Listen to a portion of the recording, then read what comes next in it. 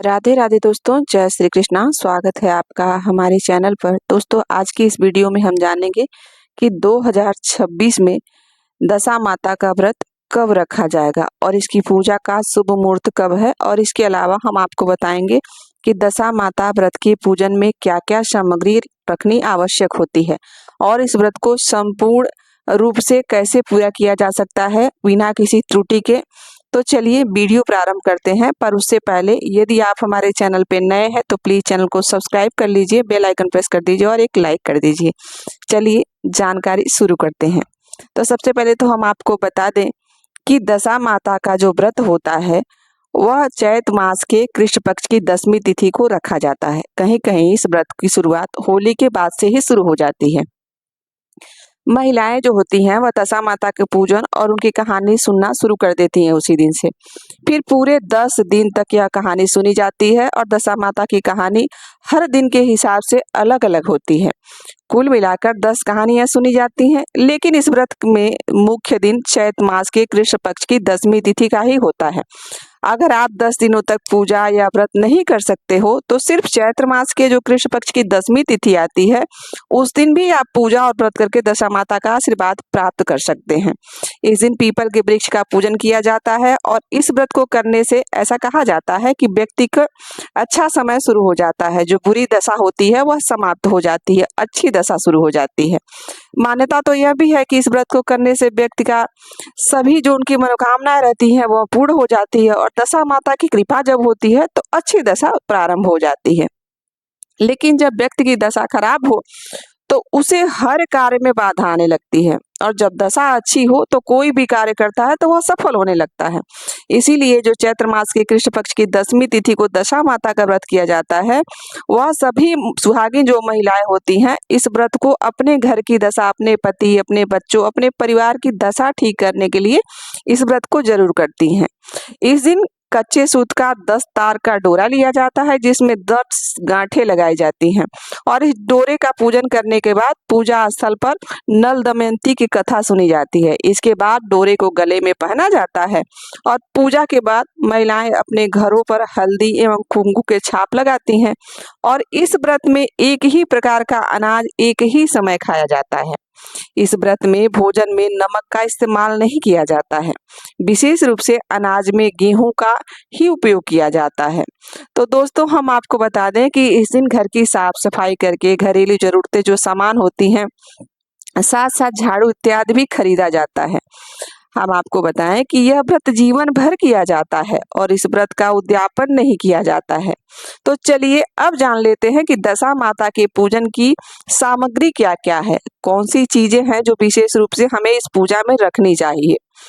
तो सामग्री में है रोली, मौली, सुपारी, चावल, धूप, दीप, नैवेद्य, फल फूल, बतासा, मीठा, मेवे का प्रसाद, मेवे मीठा रोट, लापसी, गुड़, हलवा पूरी, हल्दी, मेहंदी, काजल, श्रृंगार का सामान।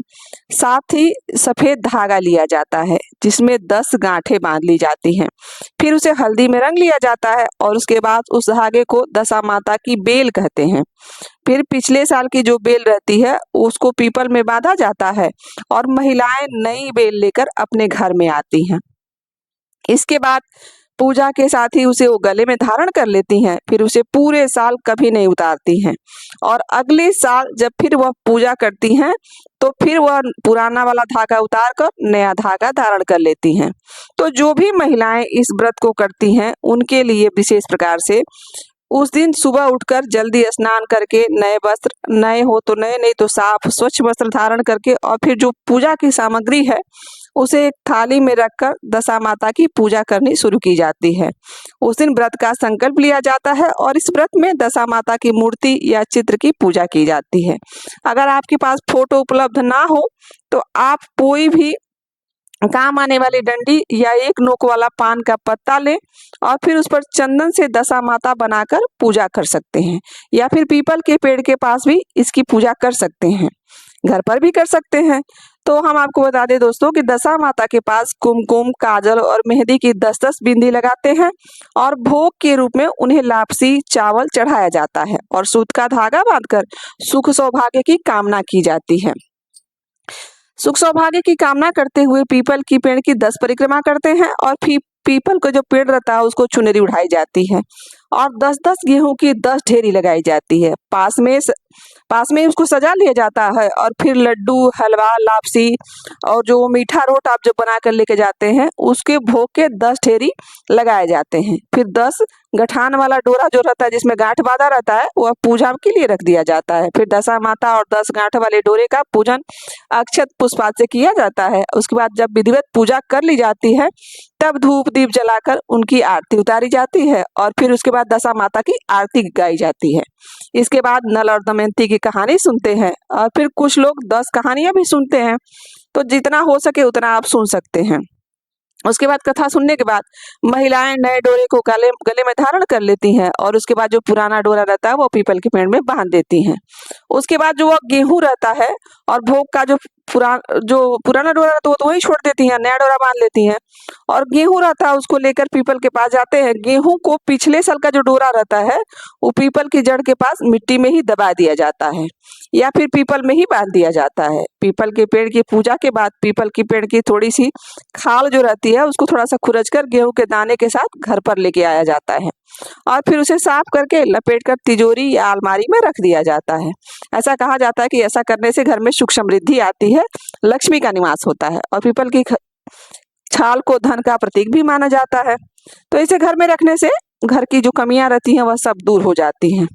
उसके बाद व्रत संकल्प की पूर्ति के रूप में 10 पूरियां, 10 सिक्के और 10 चम्मच हलवा ब्राह्मणी या किसी बुजुर्ग को दान देकर उनके पैर छूकर उनके आशीर्वाद प्राप्त कर दिए जाते हैं। इसके बाद दशा माता की कृपा सदैव आप पर घर पर बनी रहती है। तो चलिए अब जान लेते हैं कि दशा माता का जो व्रत है वह 2026 साल में कब शुरू होगा, तो कब समाप्त होगा। तो हम आपको बता दें कि दशा माता के व्रत की शुरुआत 4 मार्च 2026 दिन बुधवार को हो जाएगी और दशा माता के व्रत की समाप्ति होगी 14 मार्च 2026 दिन शनिवार को।